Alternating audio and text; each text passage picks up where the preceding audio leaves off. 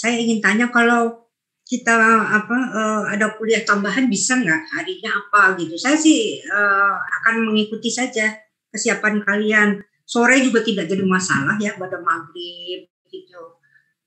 Gimana, bisa nggak? Karena ini orang dosen lain itu sudah kuliah kelima, saya baru mau masuk kuliah keempat kali ya.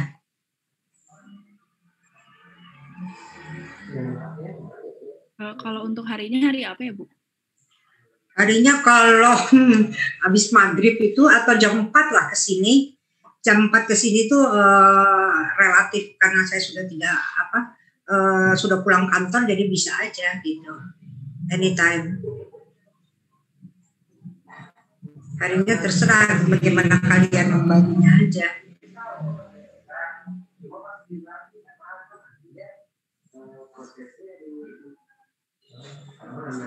Gimana? Kalau misalnya ya nanti coba dengan ketua kelasnya siapa ya? Kita belum nunjuk ketua kelas ya.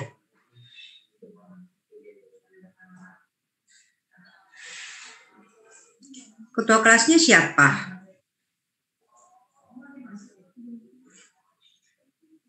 Andini bersedia? Andini Nurul? Iya boleh Bu. Ya? Suaranya terputus tuh, gimana? Iya boleh Bu.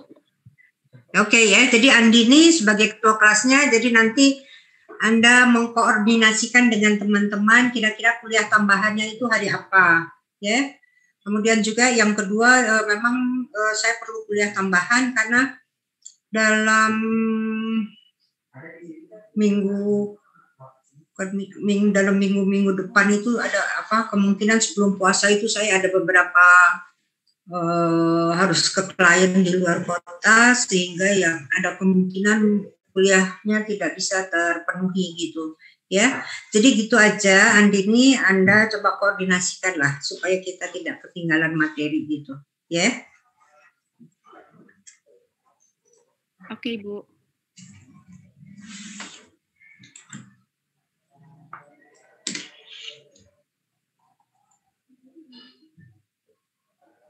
Baik, untuk selanjutnya saya akan mengenai ini ya, kerangka untuk perikatan asuransi. Begini, saya bukan tidak mau menggunakan textbook, tidak ya, saya tetap pakai textbook, tetapi karena pekerjaan sebagai auditor itu banyak dilingkupi oleh peraturan-peraturan yang dikeluarkan oleh IAPI, maka ya saya pakai ininya saja dari IAPI ya, seperti kalau menurut silabus itu ada mengenai ini kerangka untuk perikatan asuransi, saya ambil dari IAPI ya.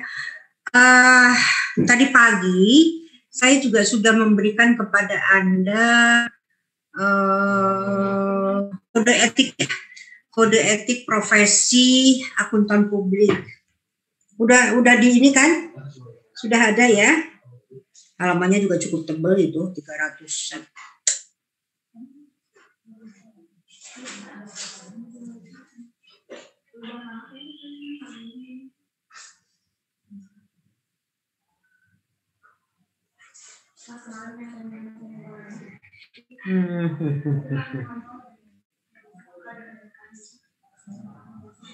Ya, saya berikan 2 buku ya. Silahkan Anda download saja, yaitu Kode Etik Profesi Akuntan Publik dan Kode Etik Akuntan Indonesia.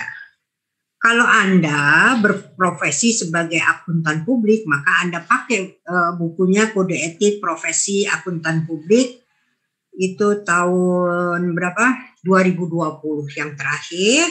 Sedangkan kalau Anda tetap sebagai akuntan tetapi tidak menjadi auditor, tidak menjadi akuntan publik, maka kita pakai Kode Etik Akuntan Indonesia. Ya, Kode Etik Akuntan Indonesia. Nah, perbedaan di antara kedua buku tersebut ya, perbedaannya itu adalah hanya sebetulnya esensinya ya, substansinya itu sama ya, mengenai etika untuk akuntan publik dan etika untuk akuntan Indonesia itu esensinya sama ya, hanya membedakan Kalau untuk kode etik akuntan Indonesia itu kita pakai istilahnya akuntan, tetapi kalau untuk akuntan publik itu pernyataannya disebutnya itu adalah anggota gitu ya. Jadi artinya untuk anggota yang berprofesi sebagai akuntan publik. Silakan dibaca ya. Tapi silakan dibaca, nanti bisa karena banyak sekali ya, jadi silakan Anda inikan saja, Anda baca dulu ya. Tapi itu sebagai pedoman kita ketika nanti apakah Anda magang, apakah Anda nantinya bekerja di kantor akuntan publik atau Anda bekerja di perusahaan ya. Jadi Anda harus tahu nih, kalau Anda menjadi akuntan di suatu perusahaan atau disebutnya akuntan manajemen, Anda pakai kode etik akuntan Indonesia. Kalau Anda magang atau bekerja di kantor akuntan publik, Anda pakai kode etik profesi akuntan publik, oke? Nah, Ibu maaf Ibu. Ya. Itu yang di WhatsApp, Ibu baru ngirim foto, Ibu belum file ininya Bu, kode etiknya. Oh ya? Masuk sih? Masih forward picture gitu Ibu. Ya udah, nanti gini aja, sorry ya. Karena itu kan. Nanti saja saya betulkan ya. Saya inikan. Yang kalau tadi malam, bukan tadi, tadi malam itu saya buka kok. Lengkap ya. 300. Sebentar.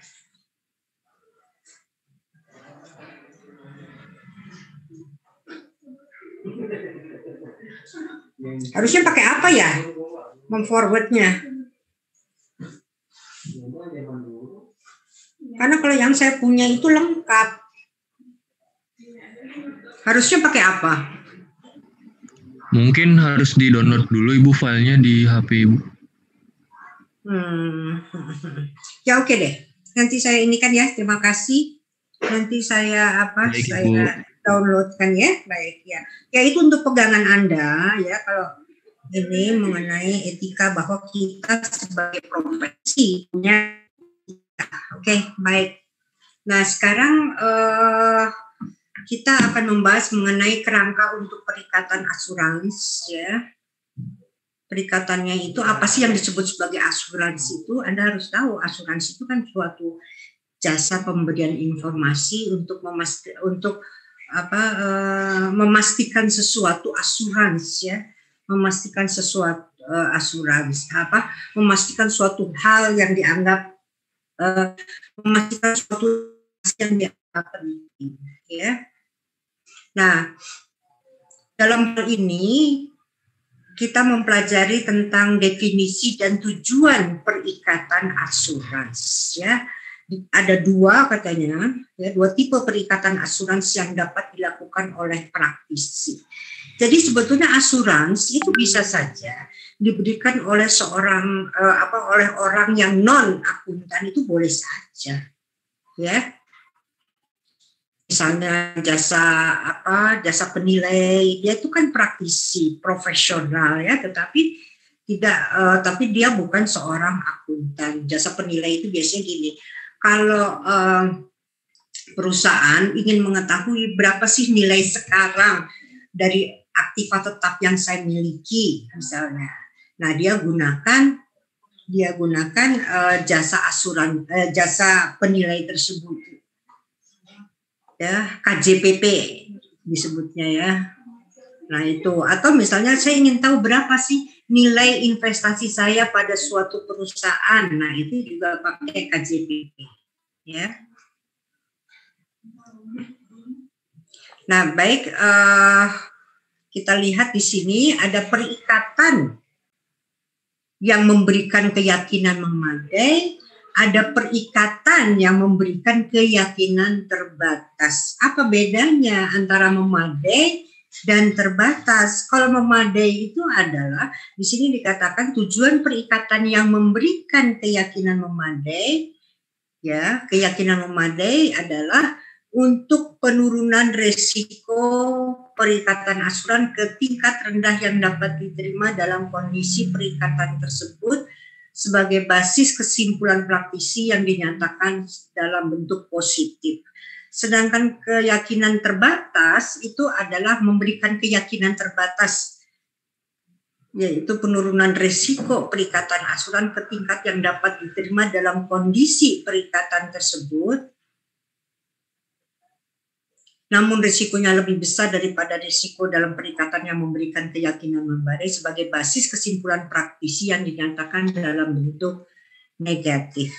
Kalau perikatan yang memberikan keyakinan memadai itu kalau di kita ya auditor itu memberikan keyakinan memadai dalam ruang lingkupnya adalah audit atas laporan keuangan. Sedangkan keyakinan terbatas itu biasanya adalah dalam bentuk review laporan keuangan.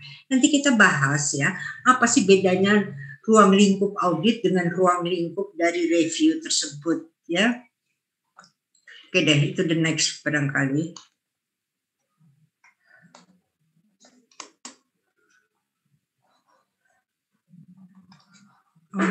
The next-nya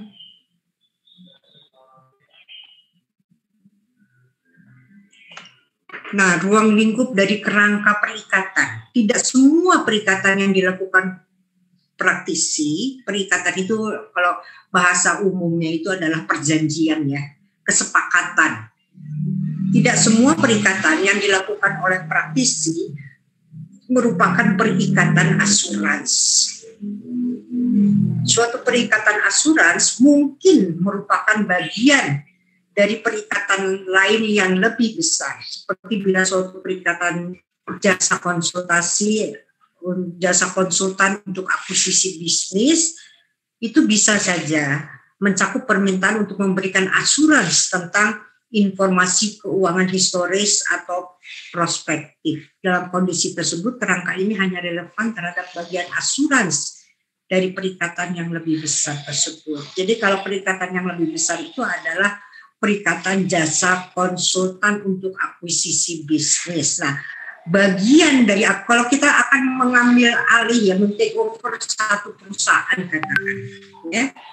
Nah, di dalam hal itu kita juga harus memberikan suatu asuransi, ya, suatu keyakinan apakah laporan keuangan dari perusahaan yang kita take over tersebut, ya, apakah itu laporan keuangan yang sifatnya historis atau prospektif. Nah, itu harus dibuatkan khusus ya, asuransi yang terpisah.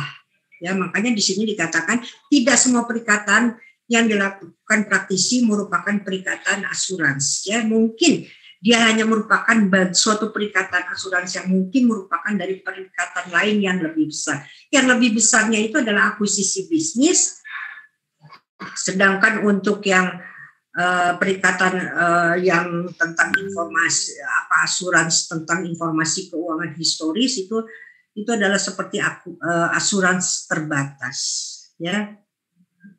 Nah,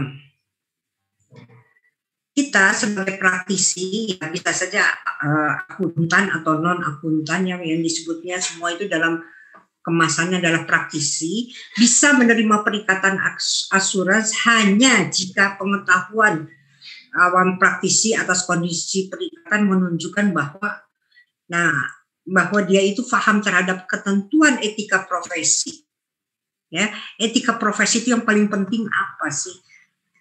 Etika profesi yang paling penting itu adalah independensi dan kompetensi profesional, ya. Jadi etika profesi itu mencakup yang paling besar. Nanti kalau Anda baca standar etika itu di mana selalu bicara mengenai independensi dan bicara mengenai kompetensi. Nah, perikatan tersebut memiliki karakteristik sebagai berikut. Hal pokok adalah semestinya, ini juga kurang jelas kalau buat saya ya. Nanti saya kita diskusikan lagi. Kriteria yang digunakan, kriteria adalah tepat dan tersedia bagi pemakai laporan yang dituju. Jadi artinya gini, kita ketika melakukan jasa asuransi itu kita harus memberikan suatu keyakinan bahwa informasi yang kita berikan ya kepada pihak lain itu adalah benar, ya, dan akurat. Nah, di sini dikatakan bahwa kriteria itu tepat dan memang ada, jadi tidak kira-kira begitu, ya. Kemudian praktisi memiliki akses, dia punya akses untuk mendapatkan bukti yang cukup dan tepat untuk mendukung kesimpulan dari praktisi. Ini penting sekali. Bukti yang cukup itu ukurannya apa sih? Kita kumpulkan, maksudnya adalah kita kumpulkan semua bukti, ya. Terus kita pilih mana yang relevan, mana yang kurang relevan dengan tujuan perikatan, ya. Dan apakah ini cukup tepat atau tidak? Nah, baru setelah itulah kita bisa membuat suatu kesimpulan. Loh, kita mau memberi keyakinan kepada orang lain dengan katanya nggak bisa kayak gitu. Bukan katanya, tapi buktinya mana? Itu harus sudah pemahaman ini harus sudah mendarah daging bagi Anda kalau Anda memang mahasiswa dari program studi akuntansi. Kita jangan asal bicara, jangan asal sok yakin ini jangan. Kita harus cari informasi yang benarnya tuh kayak apa gitu. Ya, seperti sekarang vaksin ini, vaksin itu, Sinovac, AstraZeneca dan lain sebagainya. Katanya gini loh, katanya gitu. Nah, itulah, hindarkan menggunakan istilah katanya. Kita harus tanya kepada pihak yang memang memiliki kewenangan dan dia memang kompeten untuk memberikan informasi tersebut, misalnya tim Satgas Covid, bisa dari Kementerian Kesehatan. Nah, itu ya, di Kementerian Kesehatan juga bukan hanya ke tukang ketik, tetapi kepada dokter atau yang memang betul-betul ahli di bidangnya. Ya, kita suka ya dalam keseharian kita itu, saya suka melihat bahwa ada kesalahan-kesalahan yang biasa kita lakukan. Apakah itu dosen, apakah itu mahasiswa. Kesalahan kita itu adalah nanya misalnya, Pak Dadang, kalau ini gimana? Oh, kita harus meyakinkan kata siapa Pak Dadang itu betul atau enggak. Ya, dari atas ini sambil tidak jelas menunjuk orang, menunjuk bagiannya di mana. Itu adalah sesuatu yang salah. Kalau Anda memang menghayati profesi sebagai akuntan, Anda harus mengatakan, oh iya ini benar. Ada SK-nya tidak? Ya, ada bukti-bukti lainnya tidak. Baru setelah itu, Anda baru bisa menyebarkan informasi itu kepada teman-teman sesuai dengan ini, bukan katanya Pak Dadang. Ya, tetapi menurut informasi berdasarkan SK ini bahwa ABCD-nya begini, itu. Jadi dibiasakan dari sekarang. Karena apa? Kalau Anda lihat ya bagaimana situasi di medsos itu, bagaimana orang itu asal ngomong atau dia mengutip hal-hal yang nggak benar, ya, bukan tidak berdasarkan suatu bukti yang kuat, ya, atau dari sumber yang tepat, itu bahaya. Karena apa? Kita bisa di-sue, kita bisa dituntut oleh pihak ketiga. Ya, Anda pelajari saja, ya. Orang di medsos itu ngomongnya apa dengan enaknya saja, wah bahaya. Saya bilang juga, kayak gitu tuh bahaya sekali, ya. Oke. Nah, kemudian juga praktisi memiliki akses untuk mendapatkan bukti yang cukup dan tepat untuk mendukung kesimpulan praktisi. Jadi dia harus punya bukti yang cukup dan tepat. Ya itulah, kalau misalnya tentang gimana, kapan, hal yang sederhana saja, kapan UTS, bagaimana penyelenggaraannya, ya itu tentu saja ya akan ada, karena sekarang kita sudah pakai teknologi informasi, pasti nanti itu akan disebarluaskan kepada mahasiswa, kepada dosen, ya, mengenai mengenai jadwal UTS, tata cara pelaksanaannya, bagaimana menyebarkan soal, bagaimana mengumpulkan jawaban ujian, ya, kemudian bagaimana mengupload nilai, semua sudah ada. Ya. Kesimpulan praktisi dalam perikatan yang memberikan keyakinan memadai atau bisa memadai atau terbatas, ya, harus dimasukkan dalam laporan tertulis. Nah, ini kalau disebut laporan tertulis, maka sebetulnya itu sudah masuk kepada jasa atestasi. Oke, nanti kita bahas ya. Nah, unsur-unsur perikatan asuransi, yaitu kita akan bahas mengenai hubungan tiga pihak yang melibatkan. Satu adalah praktisi, pihak kedua adalah pihak yang bertanggung jawab, Dan yang ketiga adalah pihak pemakai yang dituju. Kalau kita menyebarkan atau membuat statement tentang suatu informasi bahwa informasi ini ya benar, kita memberikan keyakinan bahwa informasi itu benar. Itu ya. Jadi ada kita praktisi yang memberikan keyakinan, ada pihak yang bertanggung jawab. Jadi artinya tentang sesuatu hal itu pasti subjeknya itu harus ada. Dan siapa pemakai yang dituju. Kemudian bicara mengenai apa sih yang dibahas dalam perikatan asuransi tersebut, itu adalah suatu pernyataan yang eksplisit yang seharusnya. Kemudian kriterianya apa? Kita memberikan keyakinan itu pasti harus ada kriteria yang sesuai.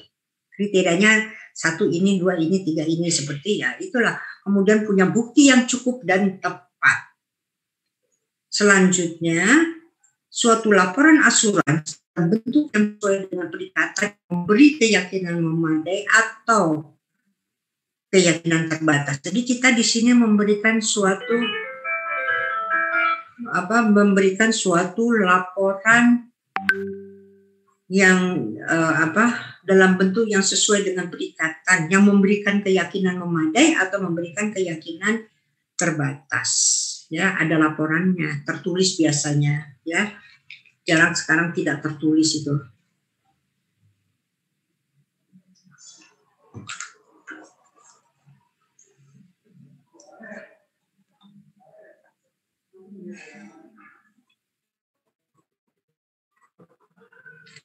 Ya, penggunaan nama di sini intinya adalah penggunaan nama praktisi dalam hubungan profesional dengan hal pokok itu ya. Kita harus di sini kehati-hatian kita adalah bahwa dalam penyampaian informasi ya kita itu harus mempertimbangkan sampai sejauh mana sebagai praktisi itu di dalam memberikan suatu keyakinan, ya, asuransi. Praktisi dikaitkan dengan suatu hal pokok ketika praktisi melaporkan informasi tentang hal pokok atau mengizinkan pengguna nama praktisi dalam suatu hubungan profesional dengan hal pokok tersebut. Jika tidak terkait melalui cara tersebut di atas, maka pihak ketiga yaitu user dapat menganggap bahwa tidak ada tanggung jawab praktisi.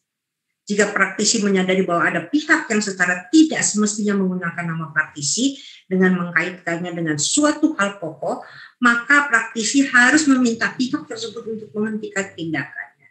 Jangan bawa nama-nama saya sebagai auditor. Kayak gini loh, ya kadang-kadang di dalam keseharian ketika mengaudit itu mereka klien atau auditor juga bertanya bagaimana untuk accounting treatment transaksi ini transaksi itu ya. Kita ya ketika ya memang kita mengaudit laporan keuangan, tapi kalau misalnya audit itu menanyakan suatu hal yang tidak berkaitan dengan laporan keuangan atau berkaitan tetapi sifatnya itu begitu khusus ya, maka kita katakan bahwa nanti kita pelajari standar akuntansi keuangannya bagaimana implementasinya di perusahaan Anda ya. Tapi mereka suka mengatakan udahlah, menurut Anda sekarang coba jawab sekarang. Nah, kalau sudah seperti itu kita harus waspada. Karena apa? Nanti pihak audit itu akan selalu mengatakan kepada pihak ketiga bahwa audit juga harus begini. Nah, itu bahaya di situ. Makanya kalau saya sedang diskusi dengan auditi ya dengan klien, saya bilang, Pak, jangan katakan bahwa ini ada kami, karena kami belum mempelajarinya secara mendalam. Kriterianya apa, buktinya apa, terus dimintai pendapat begitu. Nah, pendapat itulah yang dia gunakan untuk menyampaikan kepada pihak ketiga. Itu nggak boleh ya.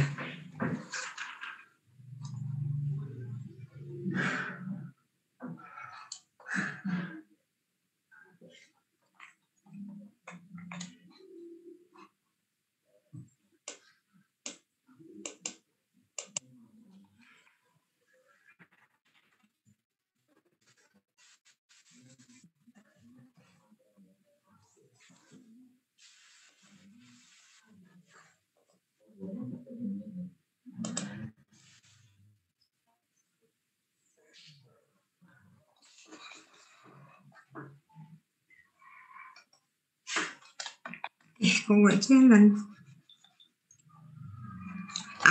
Aknya kok nggak jalan ininya ya? Ininya ke bawahnya scrollnya tuh kok gimana ya? Apa scrollnya? Ya sih gampang.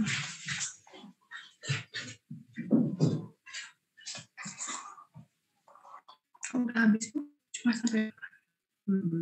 Cuma sampai segini. Oke, jadi ini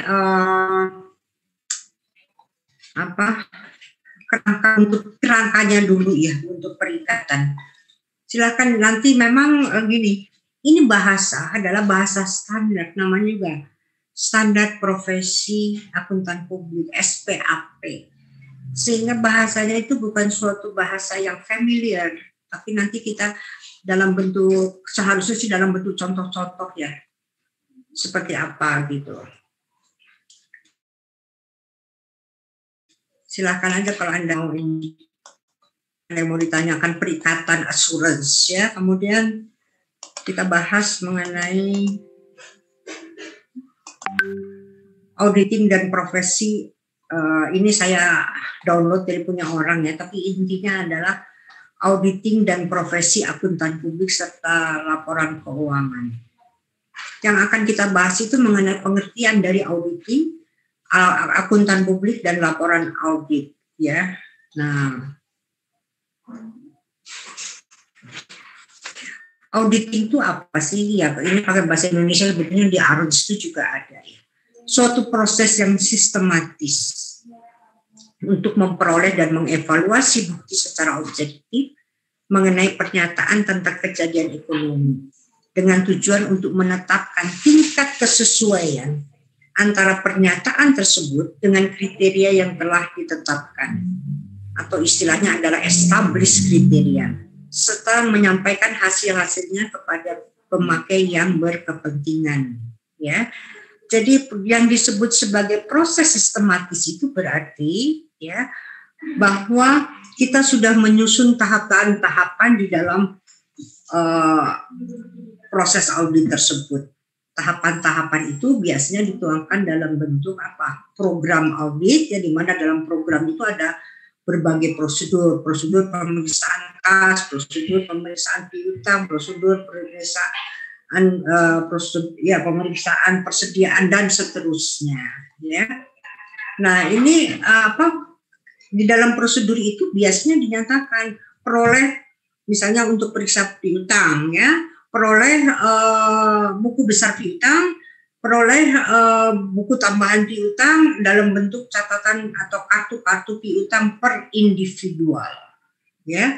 Nah, kemudian ya dari pemeriksaan akun piutang itu kita harus mengevaluasi bukti secara objektif ya, secara objektif mengenai pernyataan tentang kejadian ekonomi. Artinya betul nggak kalau kita pegang kartu piutang ya, satu kartu piutang punya si A misalnya ya, kartu piutang si A, kita akan harus tahu apa memang betul si A itu punya hutang ke kita atau kita punya piutang ke si A ya. Kita cari buktinya mana, kita mulai dari apa, bagaimana timbulnya piutang, yaitu karena ada transaksi ya, ada transaksi penjualan dari perusahaan kita kepada si A ya. Di sini ya inilah yang disebut sebagai transaksi itu pernyataan tentang kejadian ekonomi. Kejadiannya itu adalah transaksi jual beli antara kita dengan si A ya, dengan tujuan untuk menetapkan tingkat kesesuaian antara pernyataan tersebut dengan kriteria yang telah ditetapkan. Ya,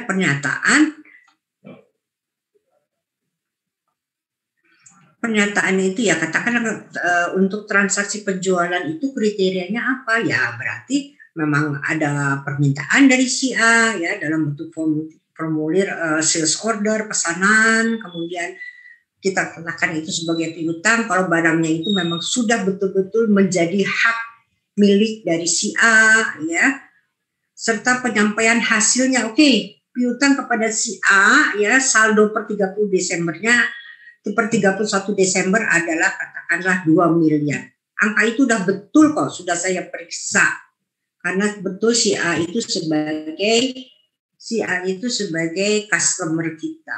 Ya, barangnya juga udah dikirim, ada bukti pengiriman barangnya dan seterusnya dan seterusnya. Ya, itu. Ya, jadi kita itu harus meyakini lah. Kalau tes of saldo itu ya, pengecekan terhadap saldo, ya kita harus meyakini bahwa betul piutang kepada si A posisi 31 Desember 2020 adalah sebesar 2 miliar. Gitu. Ya, karena apa? Kita itu sebagai auditor menggunakan asas skeptisisme, selalu curiga. Emang benar? Kecurigaan itu kita tuangkan dalam kalimat, emang benar si A itu punya hutang ke kita 2 miliar, ya periksa gitu. Ya. Kemudian ditinjau dari sudut auditor independen, auditing adalah pemeriksaan secara objektif.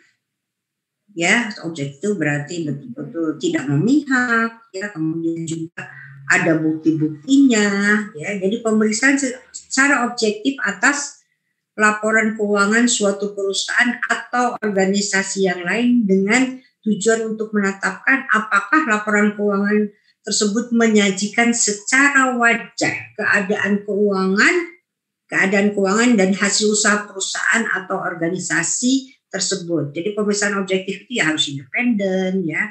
Kemudian juga tidak boleh memihak, objektif itu, dan juga memang jumlahnya itu memang betul. Tujuannya apa?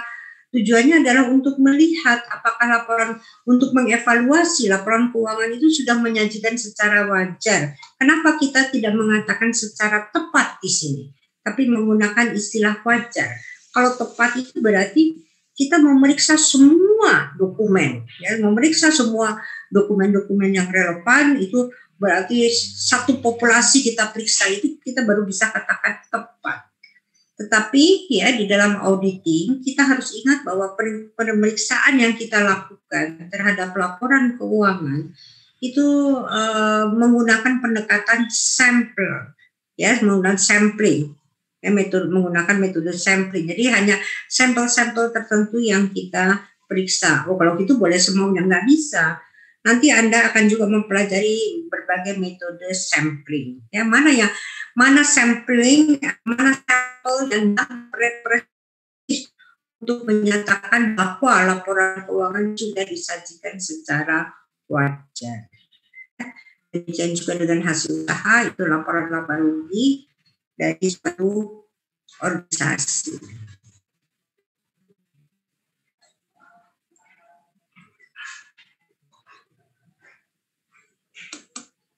Jadi hal yang perlu diperhatikan dalam proses auditing itu ada suatu proses yang sistematik, artinya kita menyusun satu program audit, ya, di mana program itu terdiri atas prosedur-prosedur, ya, atau langkah-langkah yang harus dilakukan untuk meyakini apa? Langkah-langkah yang harus dilakukan untuk meyakini kewajaran dari saldo suatu akun atau misalnya existingnya dan lain sebagainya, itu nanti ada kriterianya, ya, sampai kita punya kesimpulan bahwa laporan keuangan disajikan secara wajar dan seterusnya.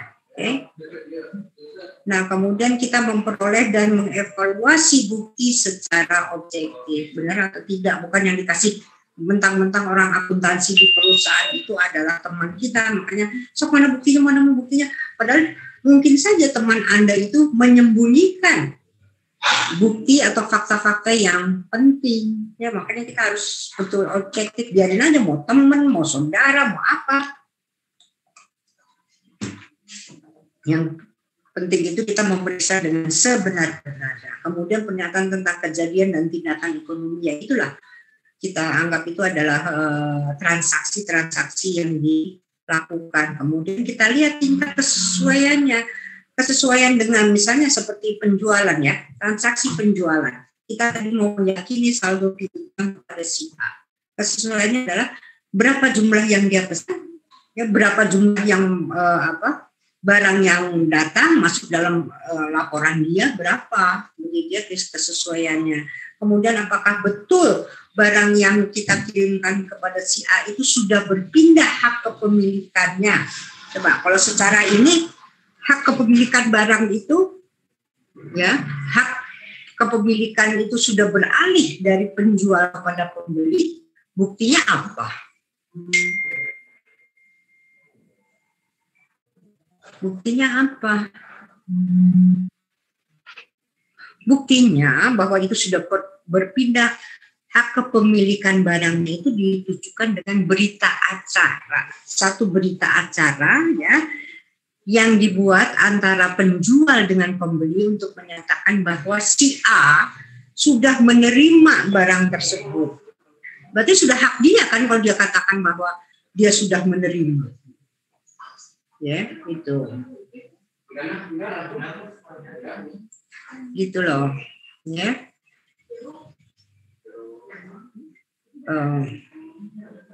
Kriteria yang ditetapkan dan yang kemudian penyampaian hasil. Berarti dalam audit itu kita juga harus menyampaikan apa hasil pemeriksaan kita terhadap suatu akun. Kalau misalnya itu aktiva tetap, apa buktinya? Ya, saya sudah melakukan inventarisasi terhadap aset tetap, satu. Yang kedua, bahwa penyampaian hasil itu bahwa kita meyakini barangnya memang ada, kemudian kita lihat invoice pembeliannya, nilainya itu betul, harga perolehan, katakan suatu mesin harga perolehannya 1 M, memang di dalam fakturnya juga tercantum harga sebesar 1 M itu, ya. Nah, selanjutnya ada beberapa audit yang harus kita pahami, yaitu audit laporan keuangan, financial statement audit. Yang kedua adalah kepatuhan, dan yang ketiga adalah operasional atau operational audit. Kalau audit laporan keuangan, ya tadi kita ingat definisi dari auditing, establish kriteria yang ditetapkan. Kita mengatakan laporan keuangan itu sudah disajikan secara wajar sesuai dengan apa. Nah itulah sesuai dengan apa, titik-titiknya itulah yang disebut sebagai established kriteria. Laporan keuangan telah disajikan secara wajar sesuai dengan standar akuntansi keuangan. Ya, itu yang berlaku di Indonesia. Nah, kalau kita bicara audit kepatuhan, compliance audit, nah kalau itu adalah kepatuhan dari klien atau auditi terhadap peraturan-peraturan dan perundang-undangan yang berlaku. Ya, itu audit kepatuhan. Sedangkan audit operasional itu lebih kepada pengukuran efisiensi dan efektivitas. Gitu. Ya, itu adalah audit operasional. Nah, kalau Anda memeriksa satu BUMN, biasanya ada 4 atau 5 ya, 4 atau 5 laporan yang harus disampaikan.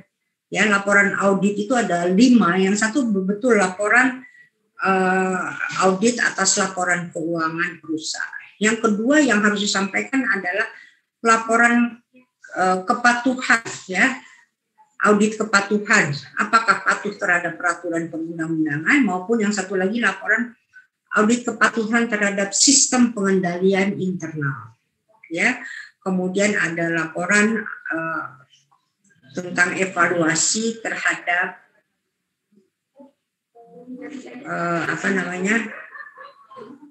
kalau BUMN itu kan harus menyisihkan kurang lebih 2% atau 5% dari laba bersih untuk kepentingan PKBL, ya, namanya itu adalah program PKBL, program kemitraan dan bina lingkungan. Udah sesuai atau tidak? Nah, di sini kita memang harus lihat berapa dana yang tersedia untuk melakukan program kemitraan dan bina lingkungan. Katakanlah perusahaan bisa menyisihkan 2% dari laba, itu sekitar 1 miliar. Ya. Nah, dari situ laporan PKBL itu mengatakan bahwa uang 1 miliar itu dipakai apa aja sih? Ya, untuk pembinaan sekian persen, untuk bina lingkungan sekian persen.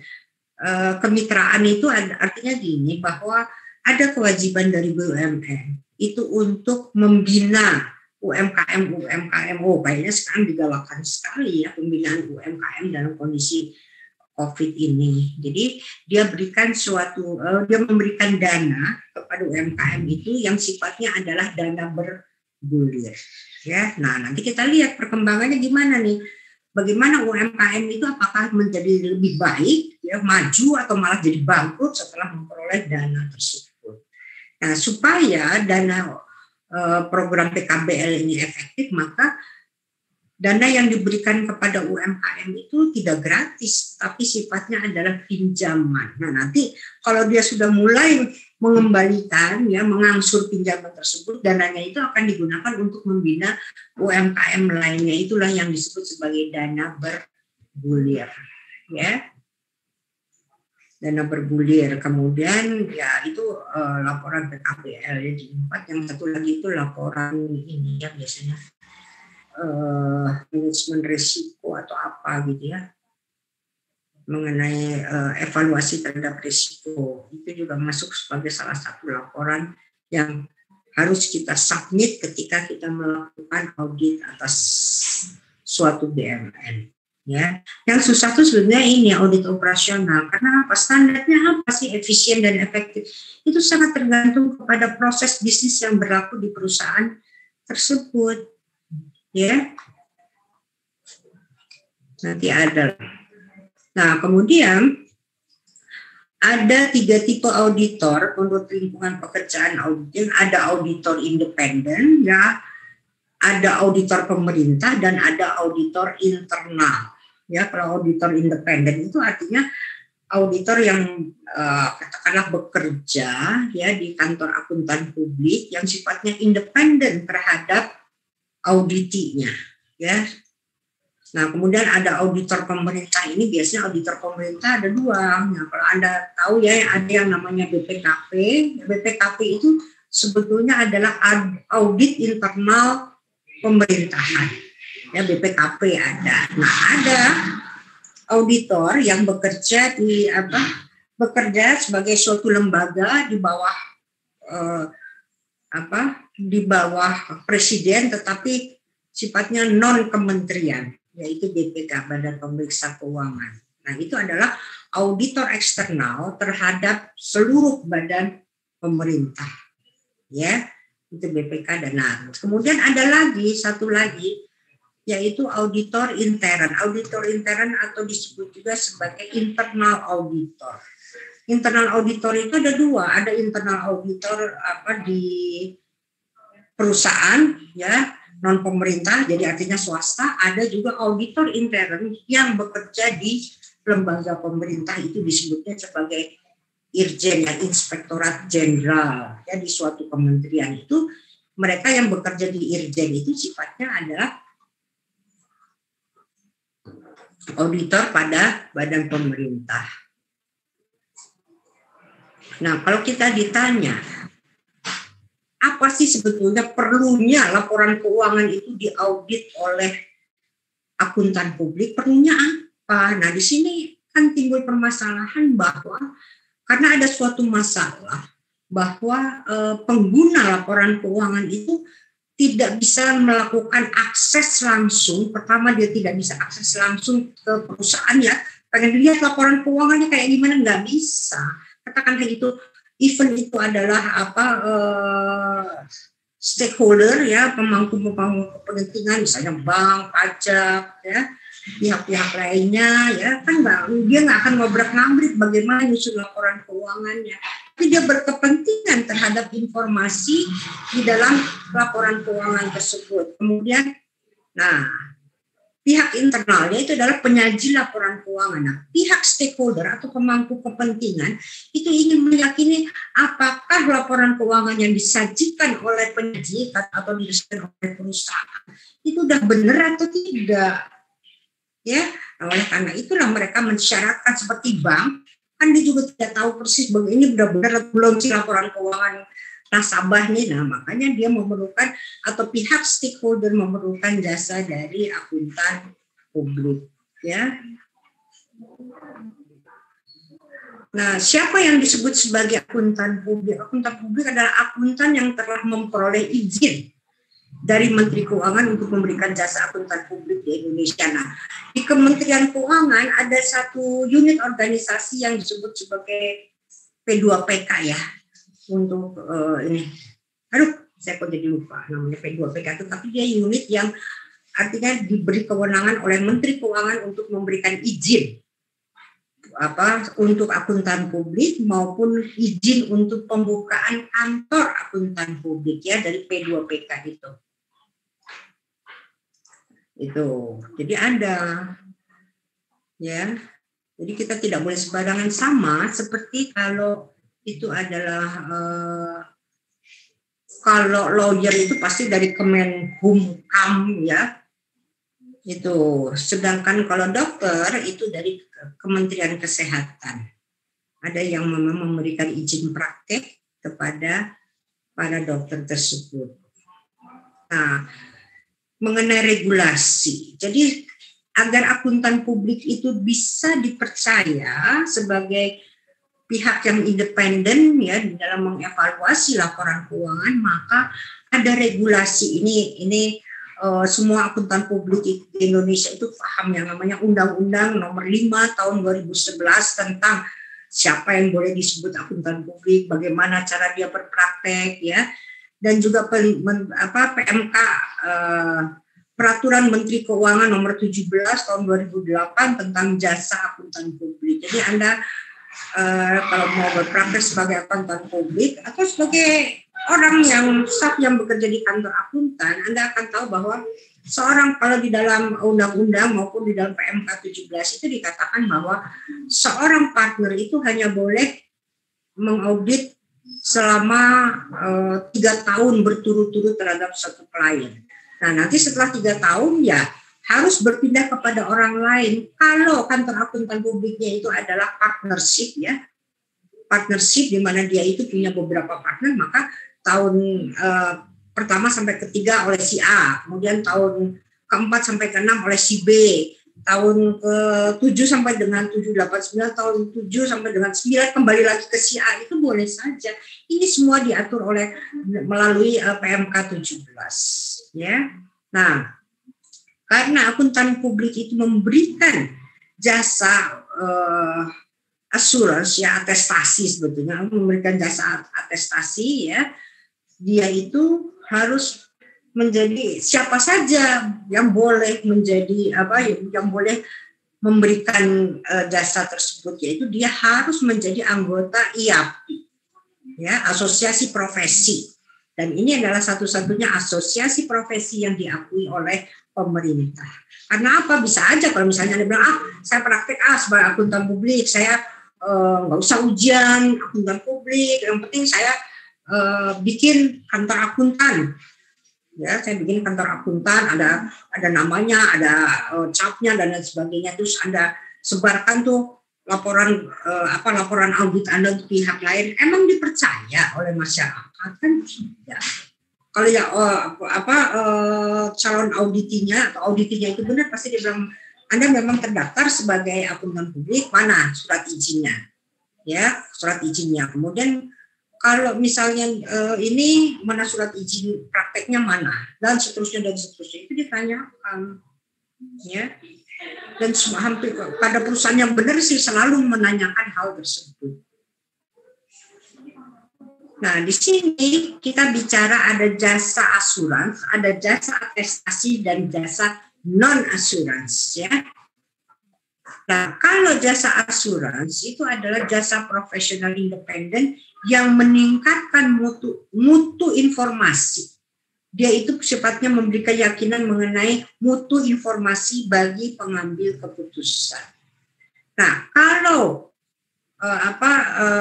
penyediaan informasi yang bermutu itu ya diberikan oleh seorang akuntan publik, maka di sini disebutnya adalah masuknya sebagai jasa atestasi, ya, pernyataan pendapat, dia memberikan pendapat, ya, pertimbangan orang yang independen dan kompeten. Jadi boleh dia memberikan suatu pendapat kalau dia memang betul-betul independen dan kompeten tentang apakah asersi suatu entitas. Asersi itu adalah jaminan dari entitas bahwa sesuatu dalam semua hal yang material itu memang sudah benar. Jadi gini, kalau di dalam kita menerbitkan satu laporan audit, itu harus dilampirkan surat pernyataan direksi, ya, atau manajemen dari perusahaan yang menyatakan bahwa laporan keuangan itu merupakan, pertama adalah laporan keuangan merupakan tanggung jawab dari manajemen, bukan tanggung jawab dari auditor. Gitu. Ya. Itu jadi ada surat asersi, dan yang kedua dia menyatakan bahwa semua informasi yang diperlukan untuk keperluan audit ini sudah diserahkan dan memang itu adalah yang benar. Ya, kurang lebih gitulah gambarannya, ya. Kemudian ada yang berikutnya adalah jasa non assurance. Dia tidak memberikan, itu sebetulnya jasa non assurance, atestasi itu adalah bagian dari jasa asuransi, ya. Tapi ada yang non assurance, yaitu diberikan oleh akuntan publik yang tidak memberikan pendapat. Dia tidak di non assurance itu dia tidak memberikan pendapat atau keyakinan negatif, ringkasan temuan atau bentuk lain keyakinan, memberikan keyakinan itu adalah non assurance. Contohnya apa? Contohnya adalah jasa kompilasi. Misalnya Anda juga bisa melakukan jasa kompilasi laporan keuangan, ya, jasa laporan keuangan untuk bank dan lain sebagainya, itu adalah non assurance, ya. Jadi tidak memberikan pendapat, mensusun saja. Jadi bagaimana untuk meyakini apakah informasi dari jasa non asuransi ini bisa diyakini, ya serahkan kepada manajemen, siapa yang harus bertanggung jawab gitu, ya, atas kebenaran dari laporan tersebut.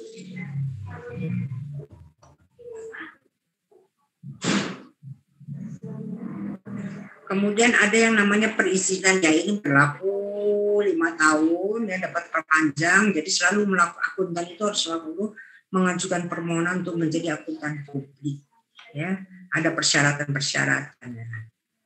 Nah, kemudian audit atas semua laporan bertujuan umum dilakukan oleh kantor akuntan publik. 4 kategori KAP, yaitu kantor internasional. Kamu katanya sakit, Tom? Katanya sakit. Hati-hati, jangan bawa batuk ke sini. Ada kemarin kamu ngasih itu ke saya, mau matiin sebentar. Kamu tadi? Kemarin ngasih ke saya, nggak jadi saya bawa ya. Ada di sini tuh, kalau kita lagi buang. Oh ya udah, nggak apa-apa. Buat di sini aja lah. Nggak, maksud saya nanti kalau saya pergi aja. Ya? Nggak. Oh enggak, aku mau. Mau. Ada 4 kategori KAP. Ada KAP internasional 4 besar. Ada kantor nasional, ada regional dan kantor lokal, serta kantor lokal kecil, ya. Kantor saya barangkali sudah lokal terus kecil lagi, gitu ya. Kalau internasional jadi KAP besar, ya, di dunia bisnis itu dikenal ada KAP yang masuk Big Four, ya, EY, Pricewaterhouse, ada Deloitte, ada KPMG, ya, itu adalah kantor-kantor besar. Mereka itu tidak bisa berpraktek langsung di Indonesia. KPMG, EY nggak bisa, tapi dia harus membuat suatu asosiasi dengan KAP lokal, ya, nasional yang sudah memiliki lisensi. Jadi mereka nggak bisa aja begitu aja nangkring aja di Indonesia, nggak bisa.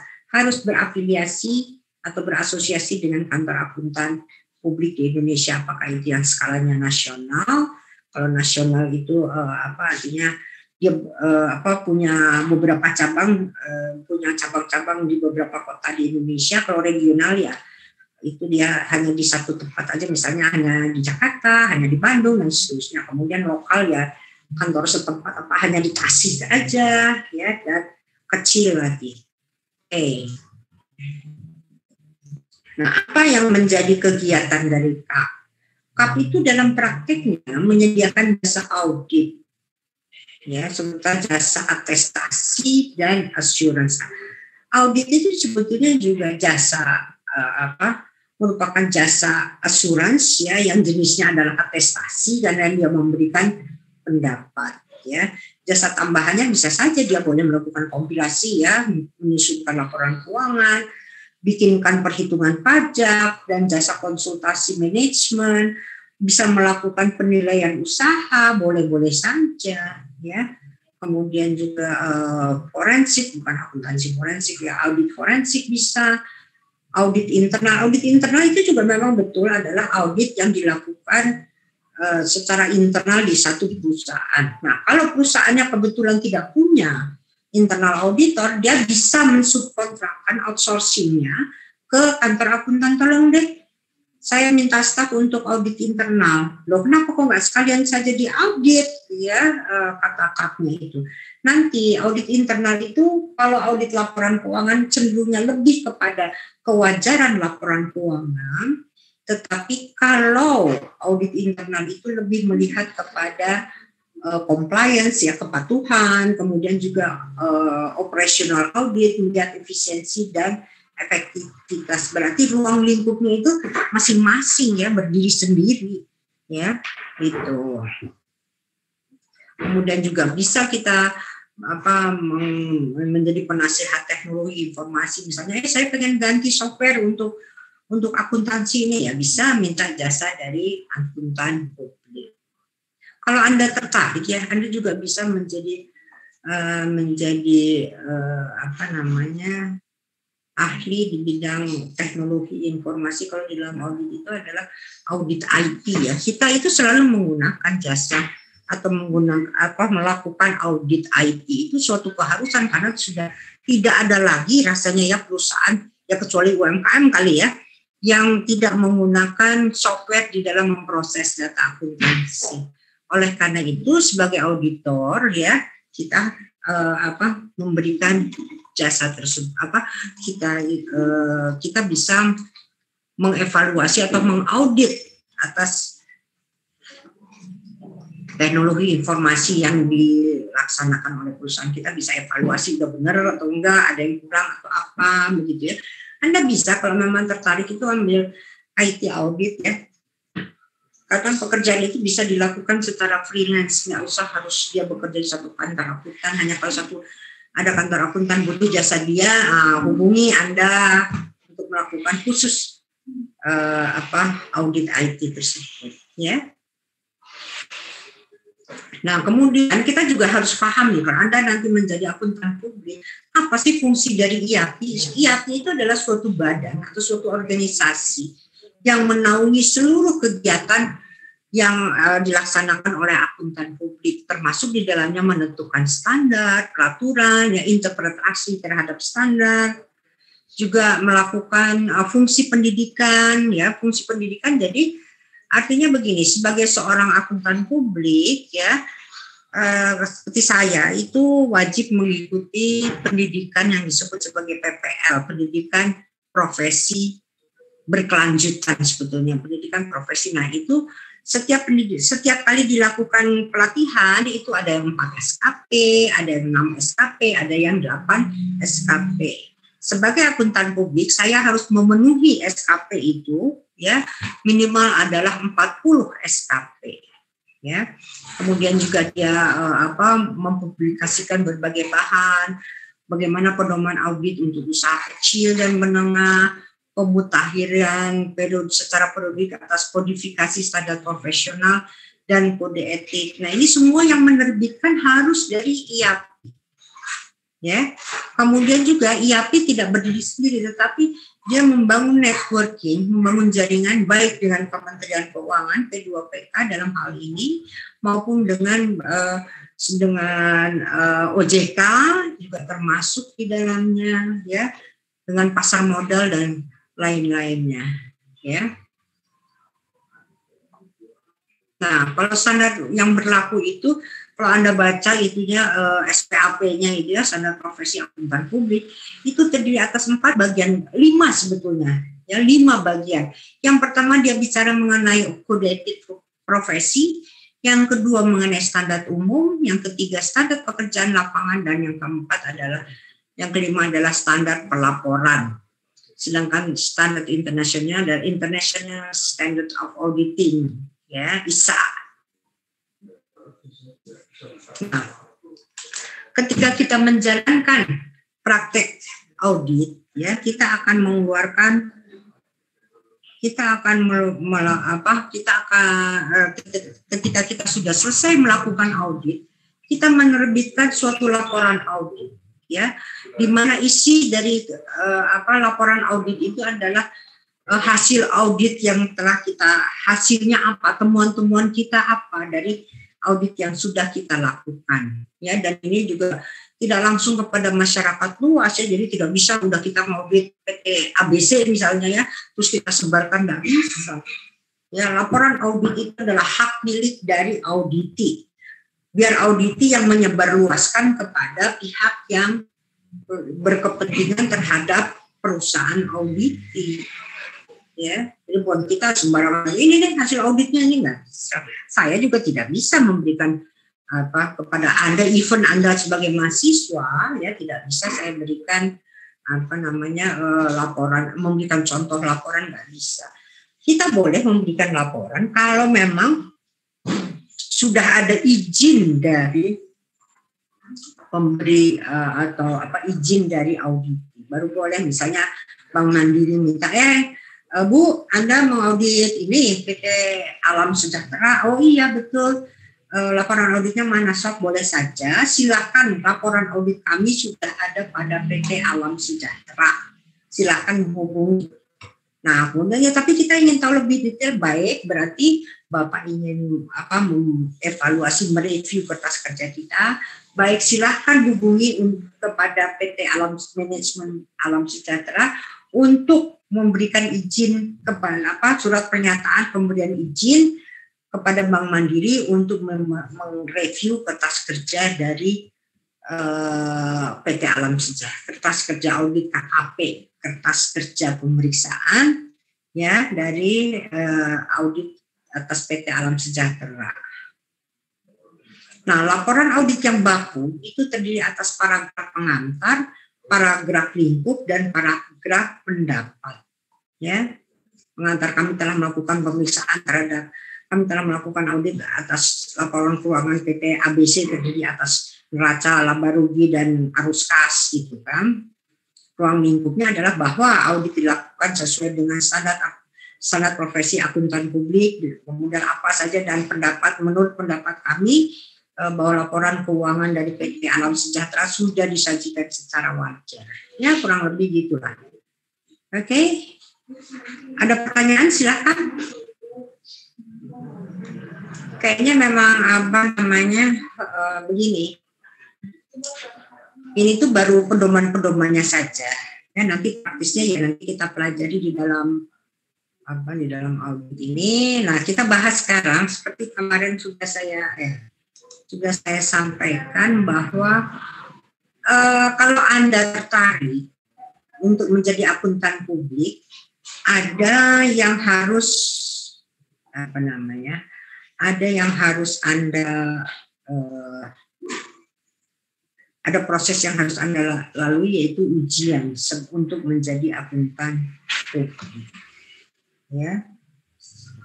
Nah, sebetulnya untuk menjadi akuntan itu juga ada ujiannya, jadi menjadi anggota muda dari IAPI bisa saja. Nah, saya ingin sedikit memperkenalkan kepada Anda, ya, mengenai ini. Ya, ini sih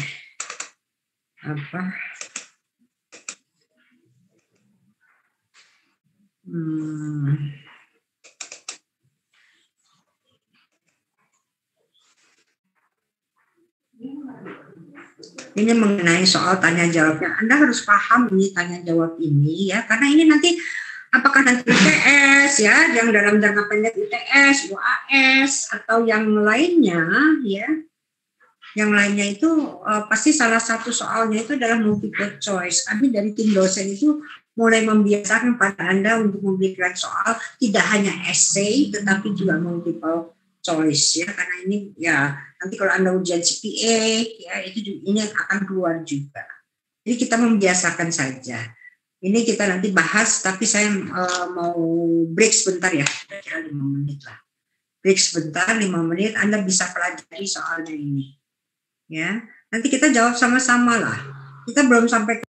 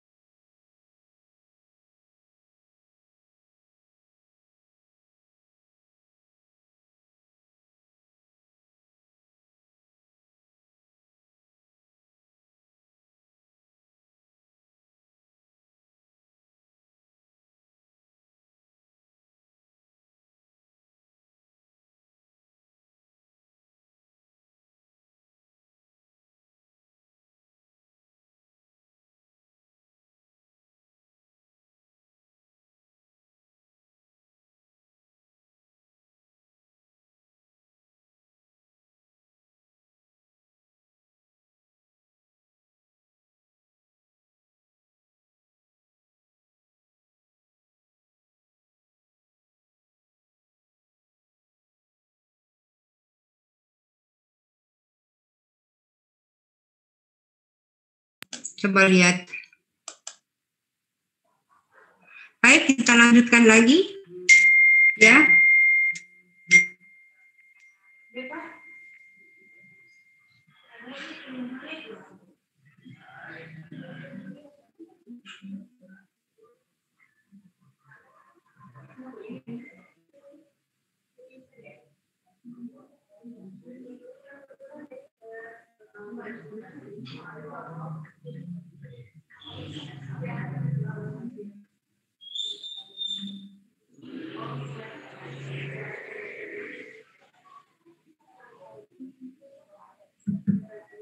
Baik, nomor 1, sebetulnya substansinya adalah kepada apa ya, gaya soalnya itu seperti apa gitu ya di dalam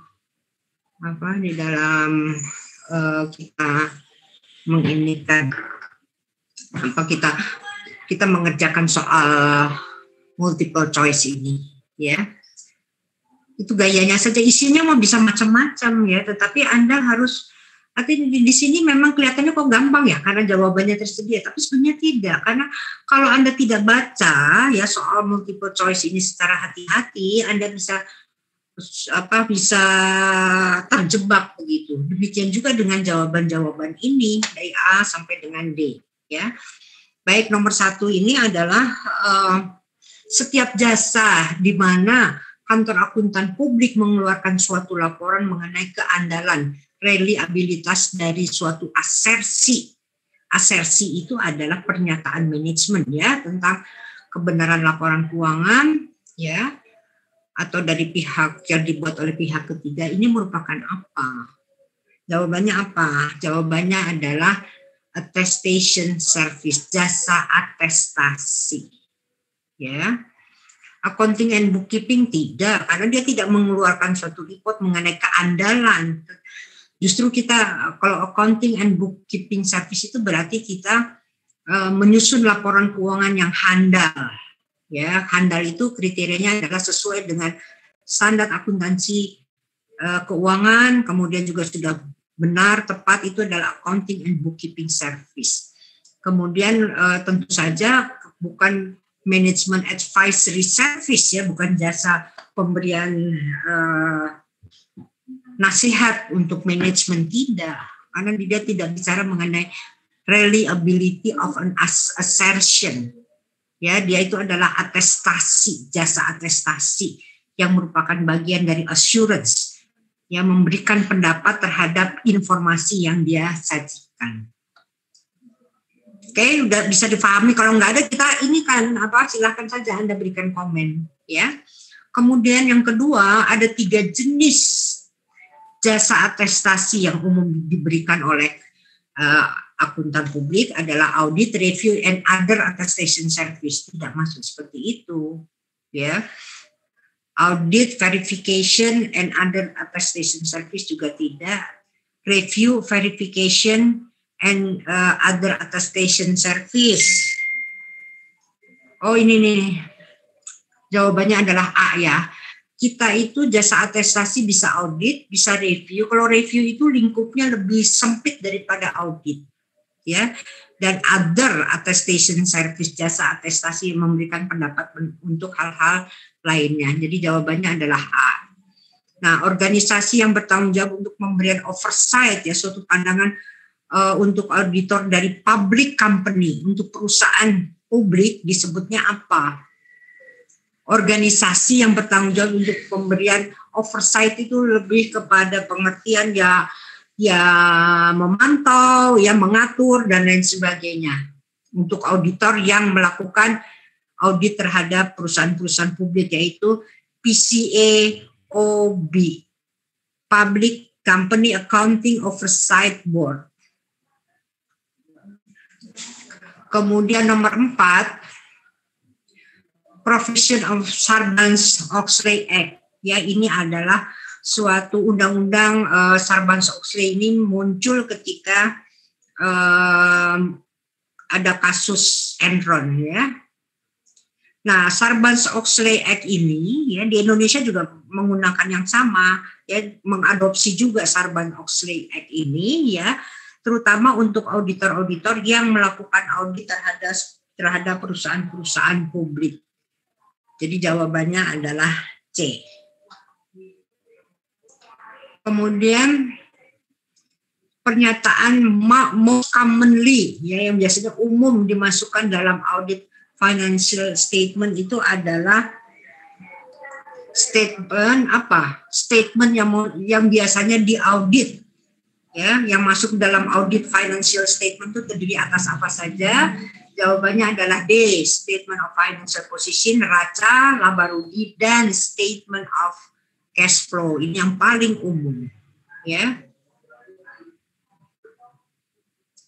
Kemudian nomor 6, suatu explanation dari part of an organization procedure and method for the purpose of evaluating efficiency dan effectiveness itu termasuk kepada jenis audit yang mana, yaitu masuk kepada operational audit.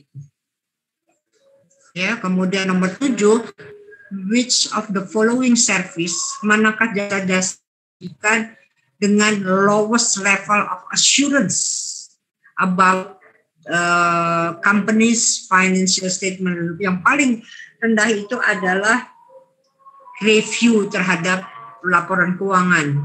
Ya, kalau audit itu sudah all included lah, ya lebih luas lagi. Sedangkan kalau review itu hanya terbatas saja, lebih sempit ruang lingkupnya.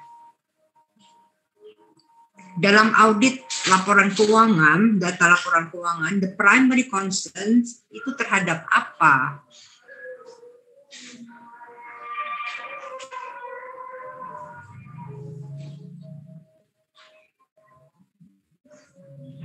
Nomor 8 itu adalah A, menetapkan apakah informasi yang dicatat itu sudah secara tepat merefleksikan kejadian-kejadian ekonomi yang terjadi selama suatu periode akuntansi.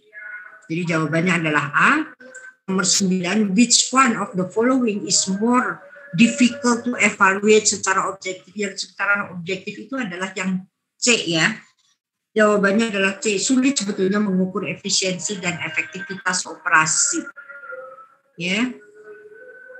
Kemudian nomor 10, untuk beroperasi secara efektif, internal auditor, kita bicara internal auditor ya, dia itu tetap saja, karena namanya auditor, dia itu harus independen terhadap siapa, yaitu terhadap fungsi lini dari organisasi. Tapi dia tidak independen terhadap CEO ya, atau level direksi itu tidak. Karena apa? Internal auditor itu adalah tangan kanan dari direksi. Ya, untuk melihat, mengecek apakah seluruh prosedur dipatuhi, bagaimana masalah efisiensi, masalah efektivitas itu adalah fungsi dari internal auditor. Kemudian yang bagian yang chapter 2 itu mengenai legal liability, tanggung jawab legal. Saya sudah sampaikan kepada Anda bahwa kita kalau mengaudit itu tidak semata-mata bicara akuntansi, bicara audit, tetapi ada aspek legal yang juga harus kita perhatikan. Ya, ketika kita memberikan jasa kepada klien, ya, para profesional itu mempunyai tugas untuk memberikan suatu level of care, ya, tingkat kewaspadaan. Tingkat yang apa? Tingkat kewaspadaannya itu adalah reasonable, wajar. Kita tidak melihat sampai detail, sampai 100% itu tidak, tetapi yang reasonable, yang wajar. Ya, itu.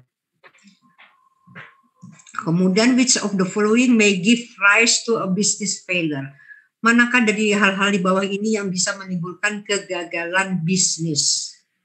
Nah, kegagalan bisnis itu tentu yang ya tergantung siapa yang buat keputusan. Dalam hal ini adalah manajemen, ya, di mana manajemen itu bisa membuat bisa saja membuat keputusan-keputusan yang buruk, ya. Kegagalan bisnis, coba aja Anda pelajari mengenai kasusnya yang Jiwasraya, bagaimana dia investasi di saham-saham yang ternyata sahamnya bermasalah begitu, ya. Berarti ini adalah manajemen yang membuat sekumpulan keputusan-keputusan yang buruk. Kemudian yang ketiga, So failure is said to be occurred when ketika auditor mengeluarkan opini yang salah sebagai hasil dari kegagalan mendasar untuk comply patuh terhadap persyaratan dari generally accepted auditing standard. Artinya gini, seorang auditor itu bisa saja salah di dalam memberikan opini, bisa. Kenapa? Karena dia tidak memenuhi standar-standar yang ditetapkan oleh SPAP, standar-standar yang ada di dalam SPAP. Itu disebutnya adalah audit failure, ya. Bisa saja terjadi demikian.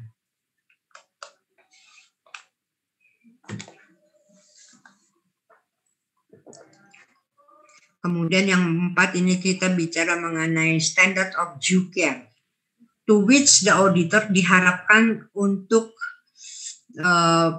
standar kehati-hatian ini untuk patuh, ya. Ini disebut sebagai, kalau kita bicara due care, kehati-hatian, siapa yang harus hati-hati? Ya, yaitu adalah prudent person concept, ya.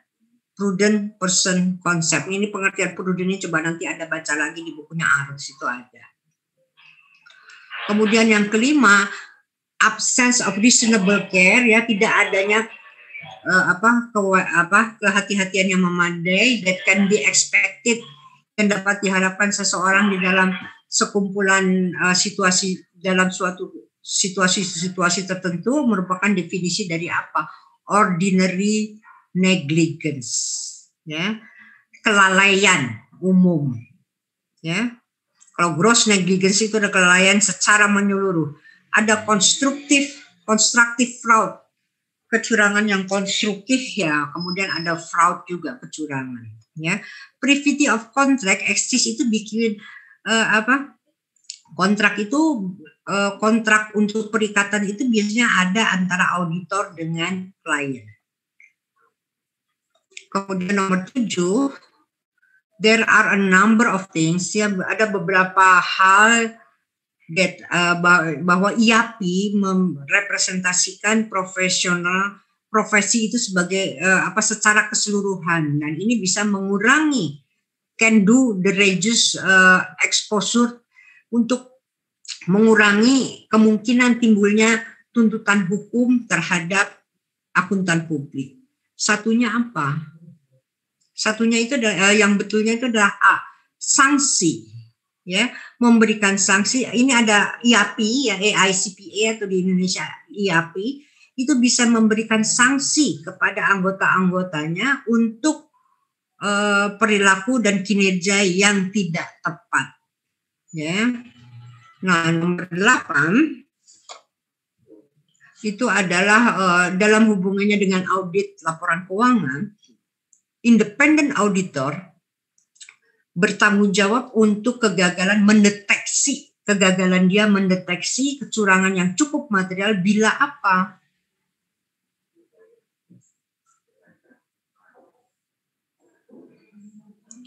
Yaitu bila dia sebagai auditor merencanakan pekerjaan dalam suatu hesti dan dengan cara-cara yang tidak efisien dan sembarangan, ya.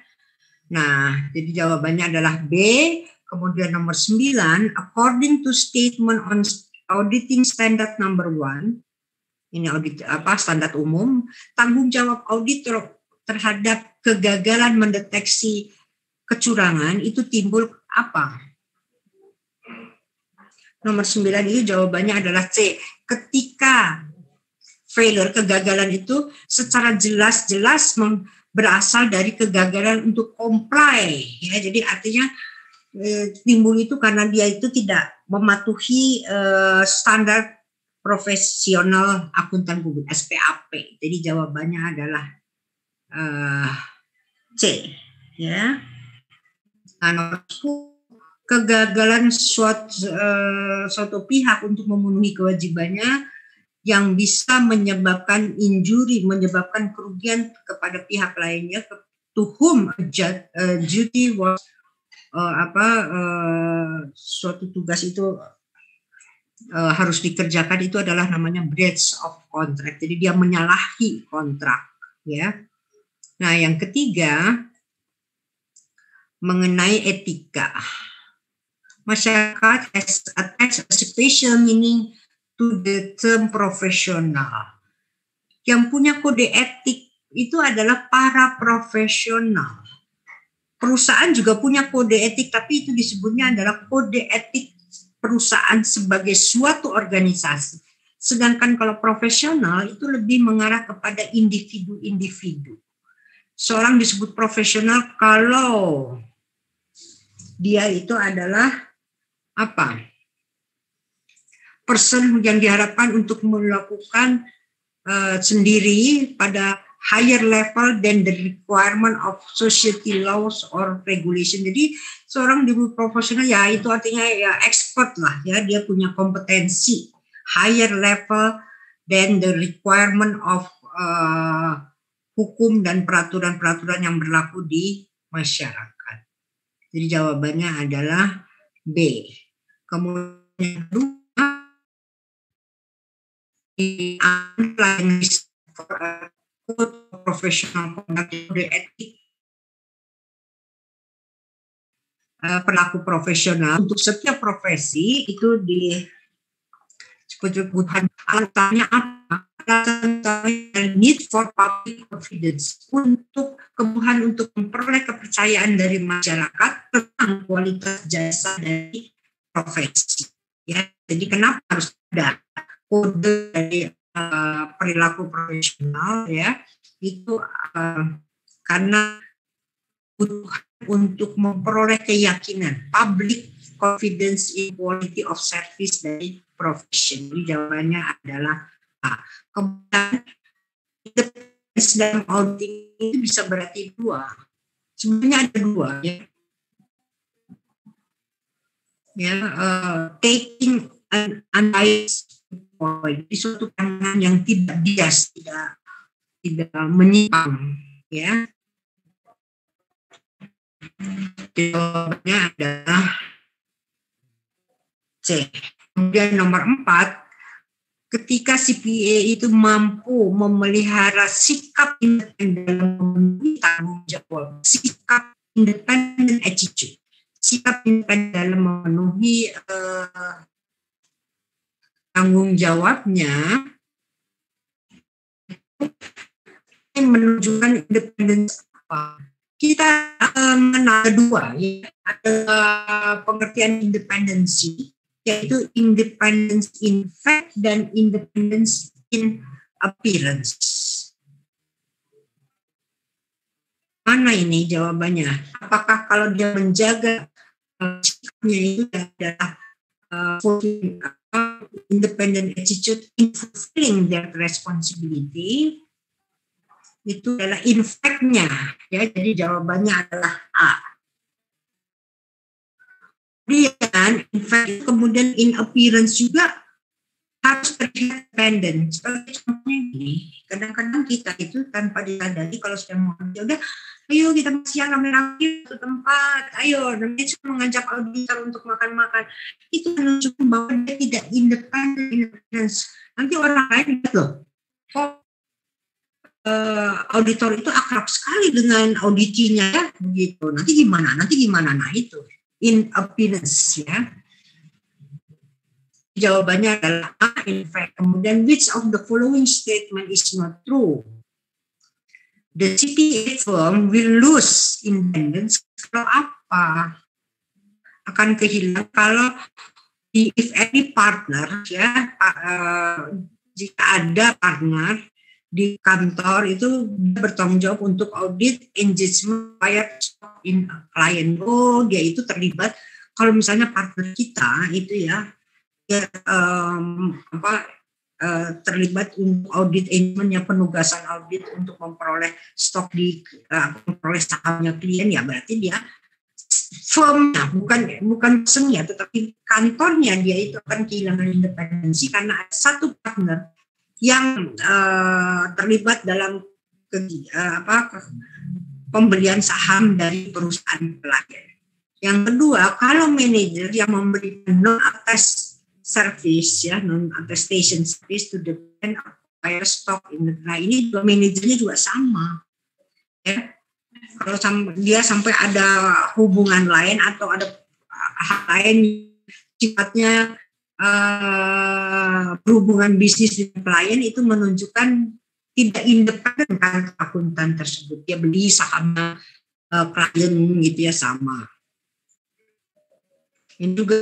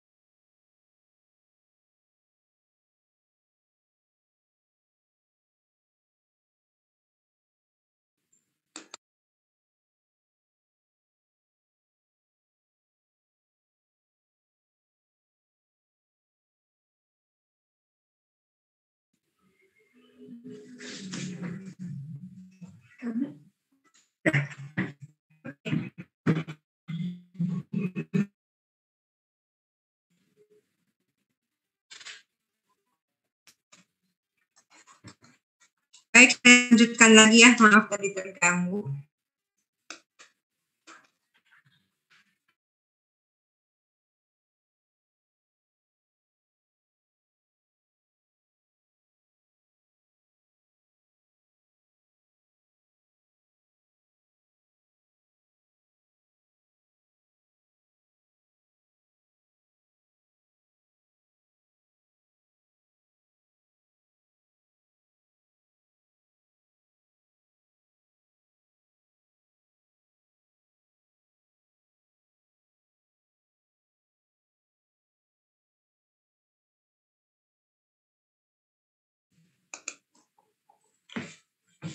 Dan pastinya dia ini sudah meninggal ya, Lamnya, di tahun 2009 kemarin. Terganggu ya.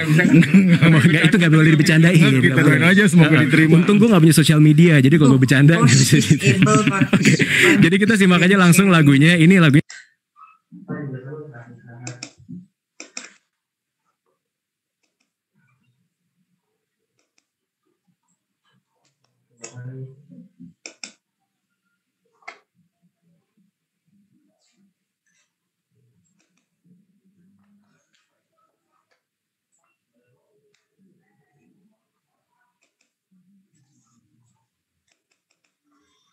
Baik, saya lanjutkan. Jadi jawaban nomor 5 itu adalah D. Kemudian yang keenam, interpretasi terhadap rule of conduct ya, aturan perilaku, tidak melarang, do not prohibit, tidak melarang auditor untuk memberikan jasa sebagai apa. Ya, kalau itu berhubungan dengan klien, kemudian untuk penjualan obligasinya klien, kemudian trustee dari dana pensiun, itu tidak boleh. Tapi kalau dia sebagai honorary director, sebagai direktur kehormatan untuk suatu yayasan charitable ya, yayasan sosial yang sifatnya non profit atau keagamaan, itu boleh. Jadi Anda boleh ya, boleh tidak melanggar etika. Kalau misalnya Anda menjadi menjadi anggota atau menjadi direktur kehormatan dari suatu organisasi non-profit, ya, yayasan non-profit yang sifatnya sosial atau keagamaan itu boleh. Nah, kemudian yang berikutnya, several months after nah, ketika kita mengeluarkan laporan audit yang unqualified, ya, auditor menemukan ternyata financial statement itu ternyata materiality misstated, salah saji, bahwa laporan keuangan yang kita audit dan kita berikan opini unqualified itu ternyata mengandung salah saji yang cukup material. Maka the client chief executive officer setuju bahwa statement itu misstated, tetapi menolak. Nah, kalau misalnya klien itu menolak untuk mengisu suatu koreksi dan klaim that itu sifatnya confidentiality, maka prevent itu menghindarkan CPA dari akuntan publik dari informing anyone. Ya, jadi kita sudah mengeluarkan laporan audit dengan opini unqualified, ternyata laporan audit itu adalah salah saji material. Terus kata manajemen, udah nggak usah dikoreksi, ya.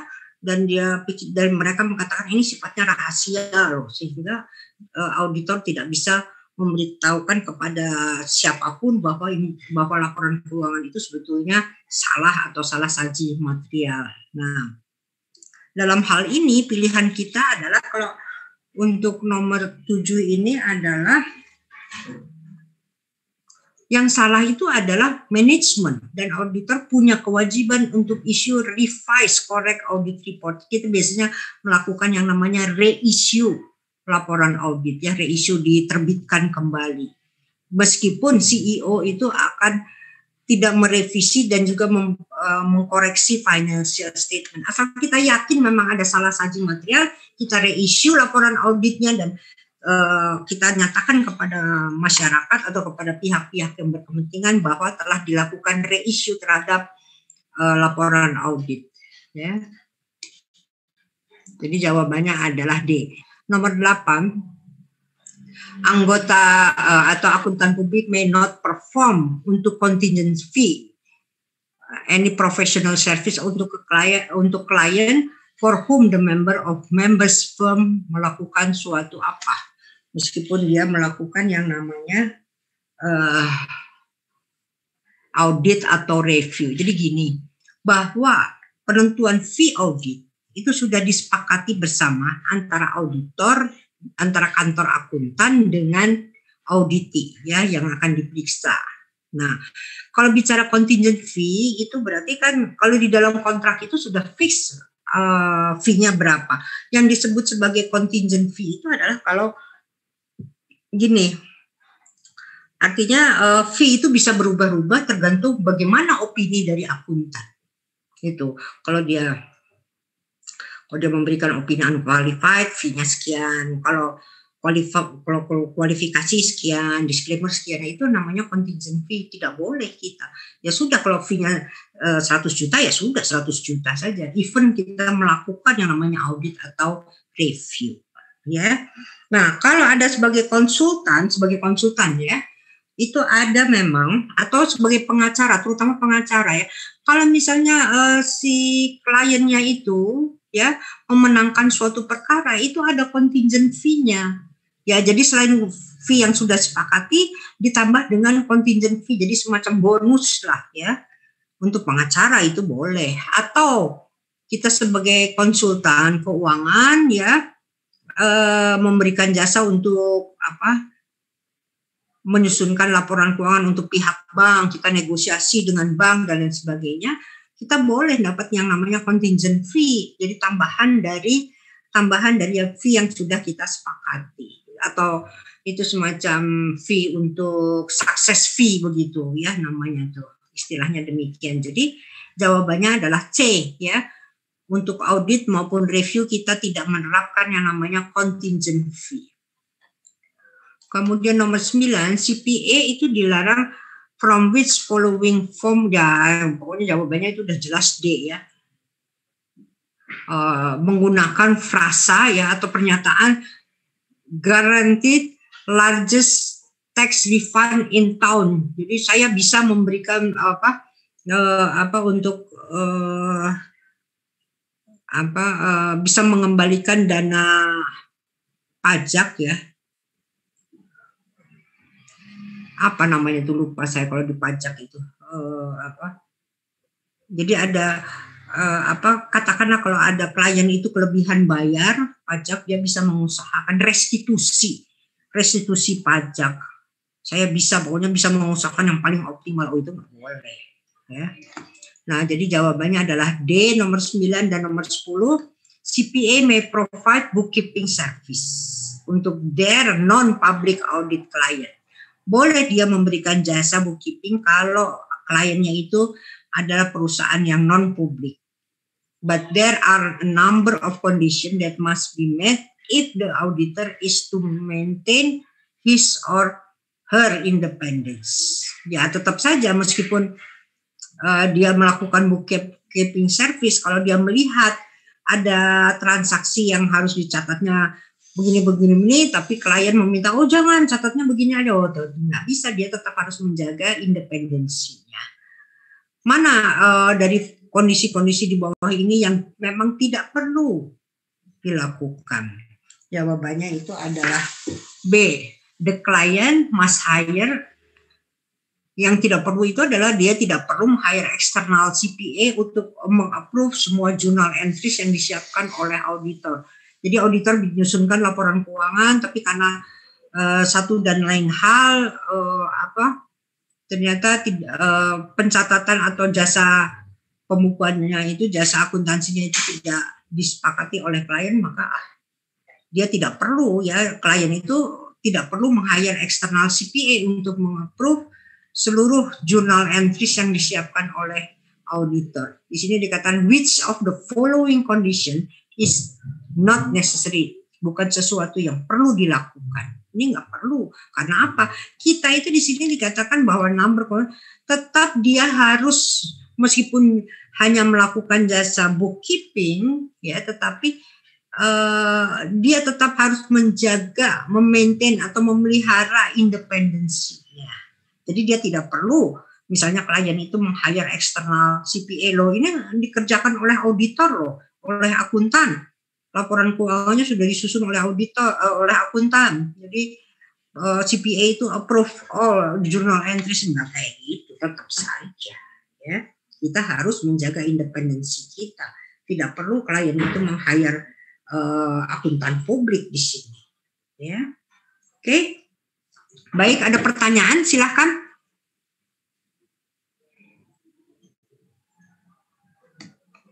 Ada pertanyaan?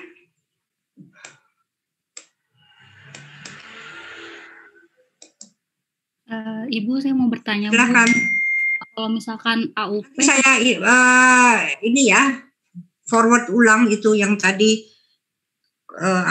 kode etik profesi maupun kode etik akuntan. Baik, kalau tidak ada pertanyaan saya akhiri ya.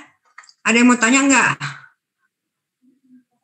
Tidak ada, saya akan akhiri dan kita tolong nanti Andini beritahu saya kapan bisa ada kuliah tambahan ya. Ya Bu. Baik, terima kasih. Semoga sehat semuanya ya. Amin. Terima kasih Bu. Ibu.